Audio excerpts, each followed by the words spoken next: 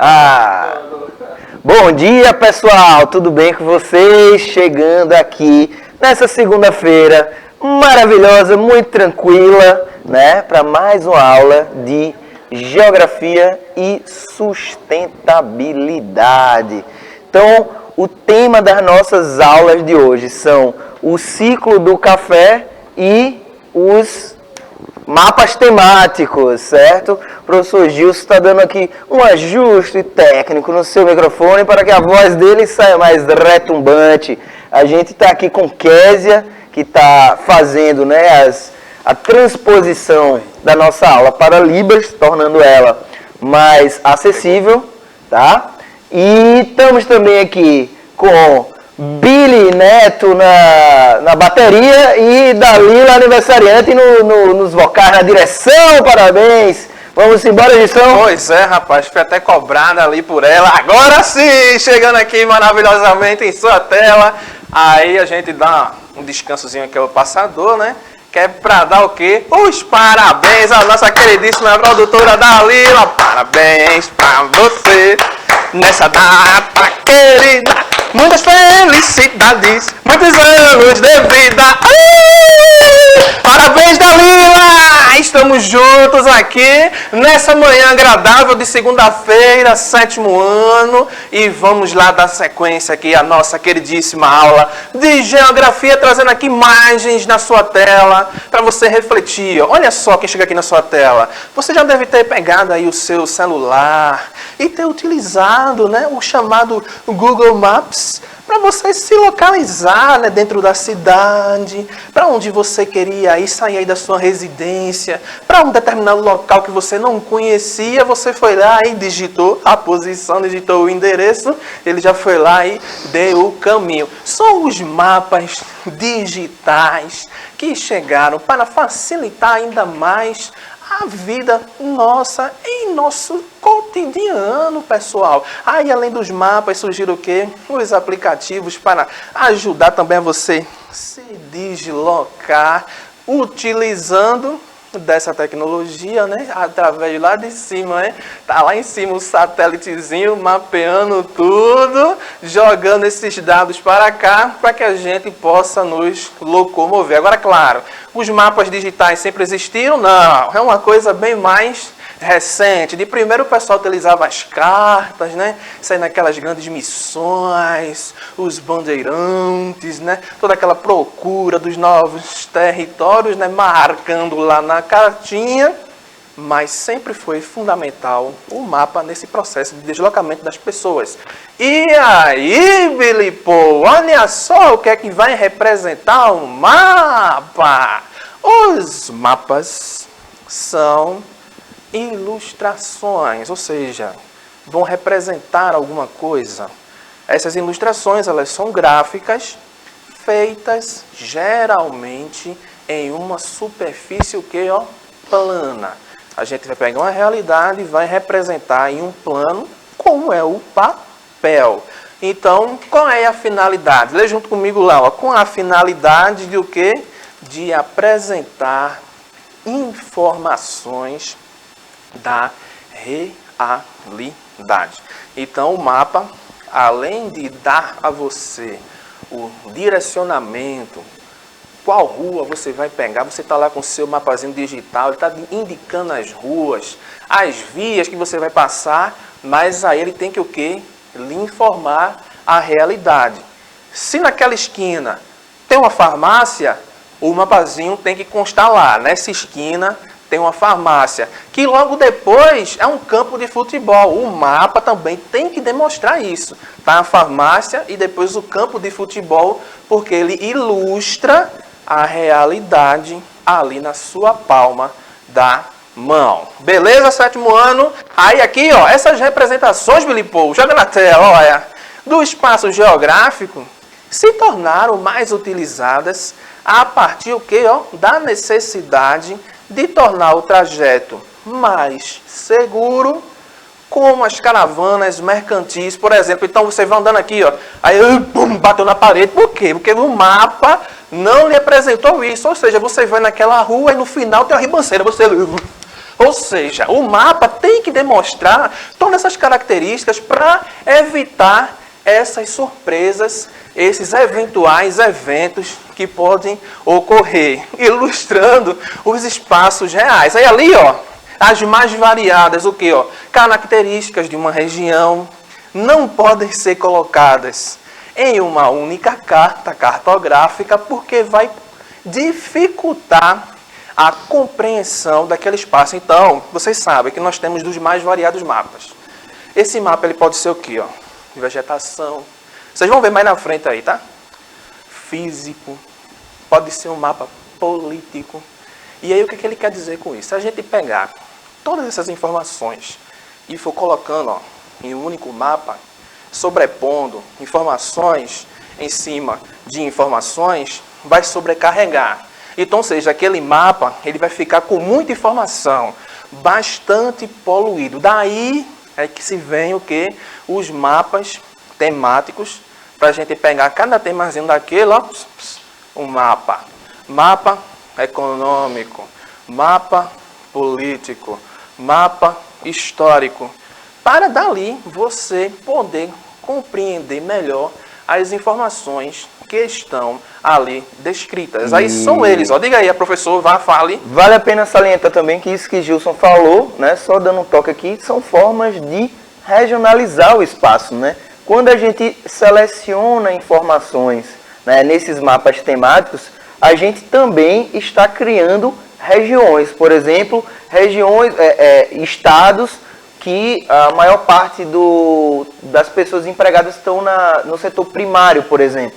Tem como mostrar isso no mapa. Então, é uma forma de você também criar novas regionalizações, beleza? É nóis. E aí, Billy Paul, joga na tela, Billy Paul, que o pessoal vê aqui esses mapas. Ele pode ser o quê? Ó? Político, físico, econômico, histórico. E a gente já começa falando aqui para vocês, ó, do mapa. Olha lá, Billy Paul, movimento rápido. Tem vezes que o passador não facilita mesmo não, viu?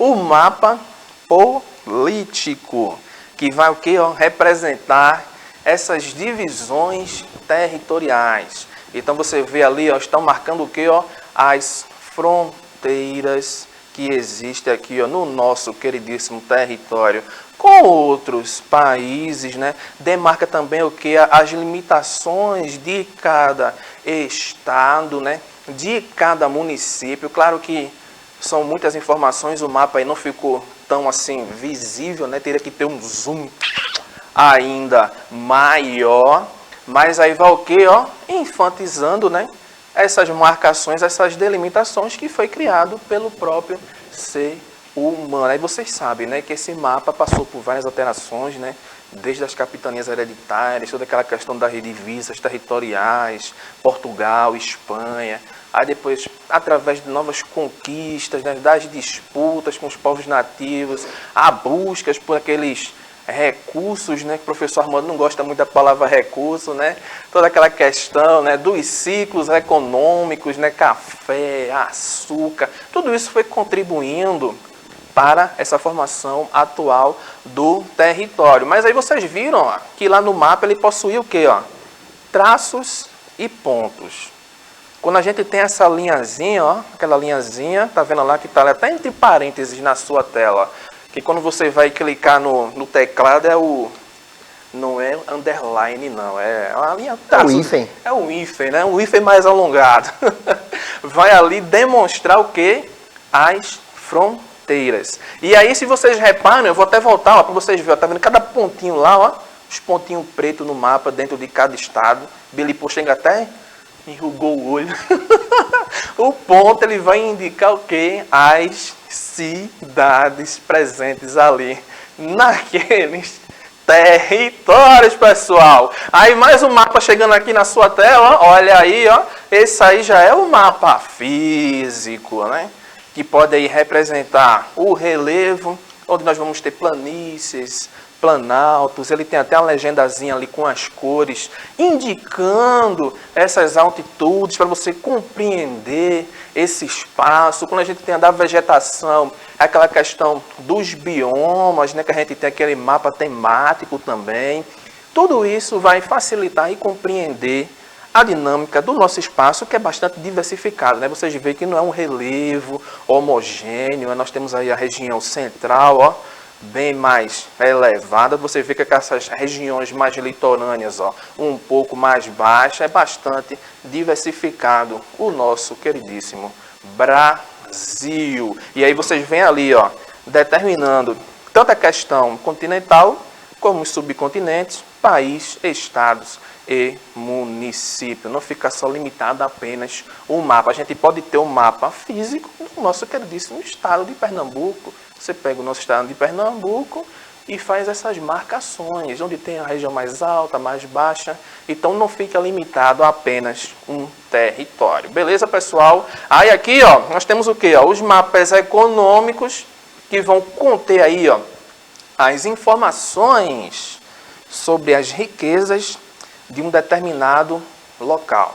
Então, ó, ele vai mostrar onde estão que, ó, localizados, por exemplo, ó, as principais jazidas minerais, além de informar o que, ó, as produções agropecuárias, industriais e de serviços. Aí vai chegar um exemplo aqui na sua tela, ó, que é o mapa que mostra o que, ó, a questão da agricultura no nosso território nacional. Vocês percebem aí, ó, como é bastante diversificado, o mapa ficou bastante Um belo mapa. colorido, mostrando aí toda essa variação.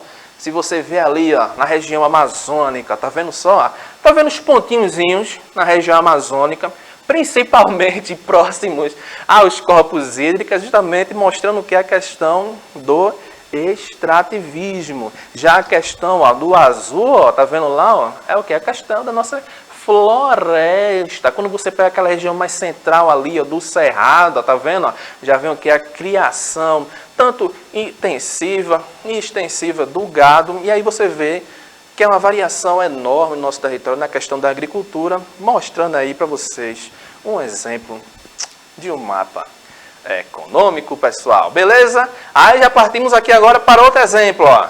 Olha aí, Billy Paul, os mapas históricos. Aí você diz, eita, professor, mapa histórico? Se então não tem mapa histórico, você vai retratar o quê? História? História com geografia? Claro que a gente vai retratar questões históricas. Então, ó, tipo de representação cartográfica que informa o quê, ó? Sobre os aspectos que acontecem no passado. Como, por exemplo, ó, a floresta amazônica de um tempo atrás, por exemplo, está escrita ali 1970. Pode também representar o quê, ó? A expansão de um território. Se lembra aí que a gente falou disso quase ainda agora, quando a gente falou da questão da divisa territorial de Portugal e Espanha, né, que você pega lá aquele mapa, né, do Tratado de Tordesilhas e for comparar com os 10 mais anos que vem pela frente, é bastante diversificado. Pronto, você já está ali fazendo o quê? Uma comparação histórica, utilizando esses mapas históricos. Então ali, ó, o que é que diz ali o slide, ó? A expansão de um território sobre o outro em períodos ali, ó, de expansionismo espacial, entre outros. Aí o exemplo que vai chegar aqui na sua tela, olha aí, ó. Nós temos aí, de um lado, o mapa que representa a Mata Atlântica, né, a projeção dessa floresta lá no ano de 1500. Já do outro lado, nós temos ali o mapa da mesma Mata Atlântica, mas só que agora em 2007. Então, nós temos aqui dois recortes históricos demonstrando uma mesma área e está o que? Representando essa diminuição dessa camada verde da floresta, né? Muito promovido o que? Pelos impactos ambientais, por aquilo que a gente vai chamar o que? Da ação antrópica, né? A ação do homem, porque se vocês reparam direitinho, ó, a Mata Atlântica fica bem nessa região litorânea, né? A primeira região, inclusive até hoje, é a mais ocupada, né, pelos seres humanos. Nós temos grandes cidades, né? As grandes principais cidades ali, ó, São Paulo, Recife, Salvador, Rio de Janeiro. Nessa região litorânea, né, se você pega o mapa populacional, vocês vão ver que nós temos a grande parte da população brasileira situadas aqui nesse litoral, questões de turismo também bastante frequente. Então, a ação humana é bastante incisiva nessa faixa territorial. Então, o avanço, né, das construções, das cidades, quando a gente tem aí essa especulação imobiliária, né, agora nós temos também até a verticalização das cidades, porque os espaços estão diminuindo, ou seja, as áreas verdes vão sendo bem suprimidas, e aí esses biomas são bem impactados por esses fenômenos, esses acontecimentos, como é o caso do ecossistema também do manguezal, bastante afetado por essas ações humanas. Aí você vê ali no mapa esses exemplos, o mapa na tela, e o professor Armando já vai falando. Eu queria salientar uma coisa, pessoal, que esse processo que Gilson trouxe aí de urbanização e tal, ele foi precedido por algo que a gente já falou aqui, que foram as atividades econômicas, né? Então, por exemplo, a vegetação, ela vai sendo retirada para virar a plantação de cana-de-açúcar, para virar pela extração mineral em Minas Gerais, todos os temas que a gente vem falando de sustentabilidade, né? E aí depois que o espaço está lá com a vegetação detonada, o que é que vai acontecer? Aí a cidade ela vai começar a ocupar essas áreas porque vão deixar de ser áreas de interesse econômico e vão passar a ser áreas de interesse habitacional, né? Então é interessante notar isso, né? Que é sempre um processo que vai precedendo o outro. Então a gente pensa que o cerrado vai funcionar da mesma forma. E, e assim vai, né? E os nossos biomas e ecossistemas sofrendo com todo esse tipo de atividade. E aí, ó para ali, ó. Sustentabilidade, Billy Paul! Vamos embora. Eu vim aqui, ó, já vim com a minha caneca que tem a pergunta, tá meio sambada, mas tem a pergunta. Como eu levo o meu café? Vou até tomar o último gole aqui, para começar a aula, tá? Por quê? Porque é isso que a gente vai tratar hoje. Vocês conhecem esses frutos que estão aí, essa plantinha que está aí em primeiro plano? Vocês já viram? Essa daí é justamente, né, a árvore do café, né? E vocês sabem qual a relação? Eu botei até esse flock aí, ó, para ficar do lado de Kézia, tá? Ele olhando para ela assim, ó, ela fazendo, ele tá aí, ó, tomando o cafezinho dele e olhando, só observando, né? Vocês sabem a relação entre o café e a indústria no Brasil?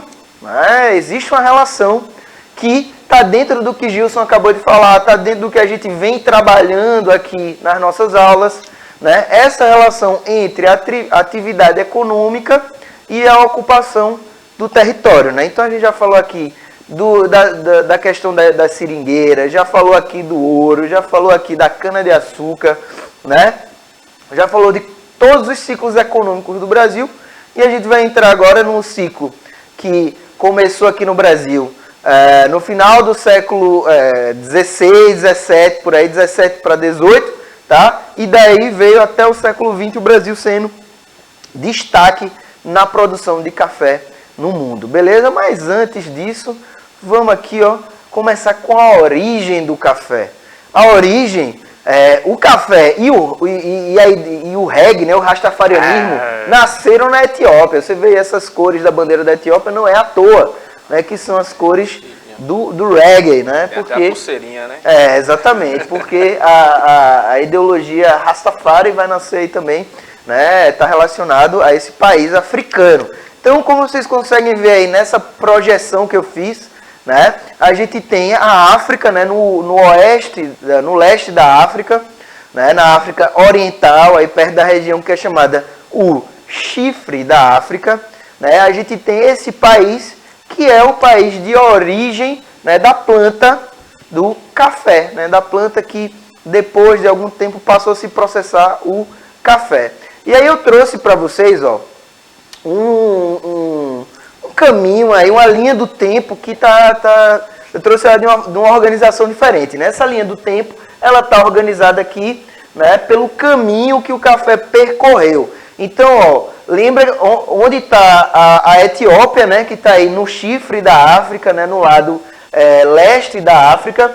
E aí depois a gente vai seguir, né, para o norte. Então aí a gente tem 575, né, é a primeira referência do café, né, da palavra café e também do produto, né, que era consumido, não era consumido líquido, né? o café ele era consumido as frutas do café. Né? Porque a lenda, né? Inclusive eu vou até contar a lenda do café, que um pastor de ovelha viu que as ovelhas ficavam, ó, tudo serelepe assim, ó, tudo animada quando comiam fruto de uma árvore que tinha por ali, pelo matagal. Né? E aí as ovelhinhas ficavam tudo dando pinote, aqueles pinotes, os bodinhos dando pinote. E aí o cara fez, que fruto é esse? Que fruto maravilhoso é esse? É o fruto do café. Né? Daí o que é que vai acontecer? Em 575 foi a primeira menção ao café no Iêmen. Depois a gente vai ali para Constantinopla, né, que é na atual Turquia. Né? Constantinopla é onde tem referência em 1475 da primeira cafeteria, então aí já existia. Né? Essa palavra café é uma palavra que vem do árabe, tá? E a primeira cafeteria, o café sendo consumido como um líquido, né? Porque antes ele era consumido só a fruta. Então, a primeira cafeteria da Europa se localiza na Itália, né? Então, os italianos eles tinham todo aquele processo, né, de navegação, de domínio dessa região aqui do mar Mediterrâneo, né? E, a partir disso, conheceram essa bebida e trouxeram ela. Então, a primeira cafeteria da Europa está localizada, né, na Itália. Depois a gente tem lá em Londres, Paris, na sequência, né? Então Londres aqui 1652, 20 anos depois aqui em Paris, 1672. E o café ele vai chegar no Brasil, né, somente em 1727, veja só você. Né? E você acha que ele foi para onde? Ele foi para o Nordeste? Né? Vamos lembrar aí dos ciclos que aconteceram. Em 1700, o que é que estava acontecendo no Brasil? A gente tinha no Brasil, cadê? Eu coloquei um mapinha aqui, deixa eu ver. Ainda não. Bom, a gente tinha no Brasil duas regiões que existiam. Né? Existia o Grão-Pará, que era o norte, e o resto do país. Né? Então, na região do Grão-Pará, né, o governador do Grão-Pará, ele importou, né, da América Central, ele importou o café, tá, algumas plantas de café para tentar plantar lá no Grão-Pará. Não deu tão certo e o café ele vai ser depois transferido para o Sudeste, que é onde vai acontecer, né, a adaptação da planta e o seu uso de forma em larga escala. Né? A plantação em larga escala vai virar uma monocultura e vai desenvolver todo um ciclo econômico. Mas calma lá. Vamos ver primeiro aqui. Ó. Eu fiz aqui o ciclo do café, né? Começando aqui embaixo, né? No grão do café. Tá? Depois as plantas. E aí o café é torrado, né? Nessa parte superior do ciclo. Depois ele é macerado no pilão, né? Vai ali dar uma pilada no bicho, né? Para ele virar o pó. E aí o pó ele é feito no estilo chá, né? No bom e velho estilo chá, na efusão, né? Coloca-se a água, o professor Gilson aí, ó, pilando o café, né? E aí, olha que ele nem curte café, né? Não. Declare aí, Gilson, declare o seu não gosta muito do café, não curte, não é adepto. Tudo bem, é a vida. Uma hora você chega lá. E aí depois a gente tem aqui, ó, esse líquido que para muitos é sagrado, que é o café, né? Que ajuda aí, não dá energia, né? O café ele vai enganar o seu cérebro. Presta atenção, jovem de casa. O café ele não dá energia. O que dá energia tem outras plantas. O café ele engana o nosso cérebro e a gente acha que está com energia, mas a gente ele bloqueia, né, o nosso cansaço. Presta atenção. E aí o que acontece? Ó, aqui o Brasil, eu trouxe um mapinha do Brasil, professor. Você tinha falado aí, né, que a gente teve outras regionalizações, né, outras organizações do Brasil. Veja, nessa época, em 1727, por um curto período de tempo, a gente teve aí o estado do Grão-Pará e Maranhão e o resto do Brasil, como eu disse a você. Né? O estado do Grão-Pará e o resto do Brasil. Então, o governador do estado do Grão-Pará, né, ele trouxe para, tá aqui em cima, ele trouxe para olha aqui, ó, ele trouxe para a região que ele governava, né, para tentar criar um ciclo econômico ali, porém não deu muito certo por questões climáticas e tal, e aí vai ser levado para a região sudeste, principalmente para o Rio de Janeiro, tá? E aí no Rio de Janeiro vai haver um desenvolvimento, né, vai haver a adaptação da planta ao clima e ao solo, né? Lembrando que tem o solo lá, a terra roxa também está presente, né? Um solo de origem vulcânica aí, com presença de basaltos. Isso. Né? E lá na região do Rio de Janeiro é que vai haver uma adaptação dessa planta. Olha aqui, ó, eu trouxe aqui, é o Vale do Rio. Preste atenção que essa palavra é bonita, é uma palavra interessante para você aprender. Né? É o Vale do Jequitinhonha, olha aí. Você acha que essa palavra é de origem o quê? É de origem portuguesa? Não é. É indígena, né? O Tietê é palavra indígena. Né? Então essa região aí de São Paulo, ela vai ser Araraquara, é tudo palavra indígena. Né? Então a região que vai ter um desenvolvimento, né, levado pelo café, né, com a força motriz do café.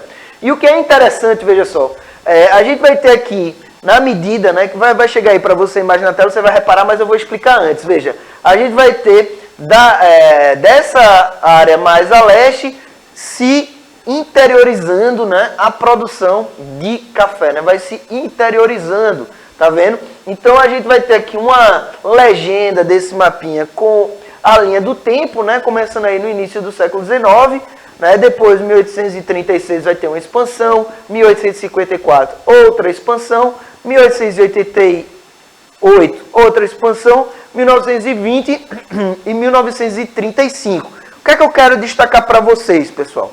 É que nesse processo, né, o café ele passou a ser produzido em larga escala. E tudo que era produzido em larga escala nessa época era produzido por quem? Era produzido por mão de obra assalariada? Não era, né?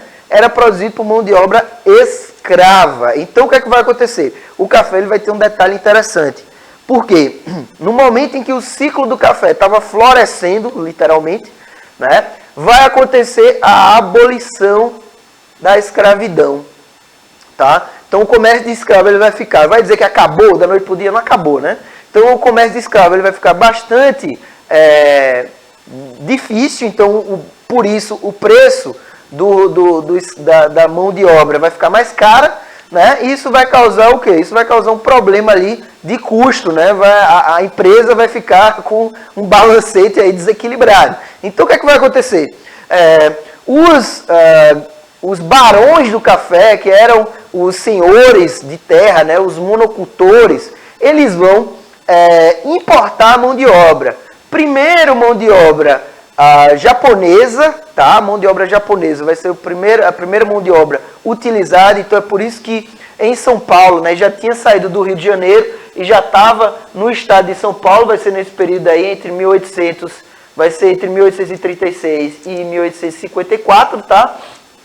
Que vai se estabelecer, e isso vai levar o quê? Vai levar uma expansão até que vão chegar também os italianos, e aí os italianos vão dar certo nessa produção, e vai ter como consequência aí o desenvolvimento de uma infraestrutura, o desenvolvimento, né, de um sistema produtivo, que não precisa só do café, que vai levar aqui ao desenvolvimento. Então, aqui, ó, como eu falei para vocês, uma monocultura, né, como vocês podem ver, latifúndio e tal, todas essas características. E a gente tem aqui os impactos ambientais. Então, para fechar, a significativa derrubada das matas e posterior queima da madeira, as grandes propriedades, né, os latifúndios, a monocultura e o trabalho escravo. Tudo isso que a gente já viu, pessoal. Então, o impacto ele não vai ser diferente, porque a gente já viu isso aí em nossas atividades. E aí temos duas tarefinhas aqui para vocês. Qual é a relação do café com a indústria brasileira? Lembrando que está ligada à infraestrutura que vai ser criada. Né? Por isso que São Paulo vai ser o principal estado da indústria, na nascente indústria brasileira. E a outra atividade é: cite um tipo de mapa que você conhece e diga o que ele representa. Gilson, dá o teu recado final. Pois é uma bebida que eu não curto muito, né? Não sou adepto. Não sou adepto, mas é a mais bebida no mundo, inclusive, né? Sempre tem aquele lugarzinho que você chega lá, o pessoal oferece um cafezinho. E hoje já tem uma das mais variadas possíveis, com chocolate, aquela coisa toda de expresso, enfim. Quem sabe você não dá outra chance, não? Pois é, né? Pessoal, até semana que vem. Beijo do rostinho lindo, forte abraço, pessoal. Valeu, galera. Valeu, Gilson. Valeu, pessoal. Um abraço e até a próxima.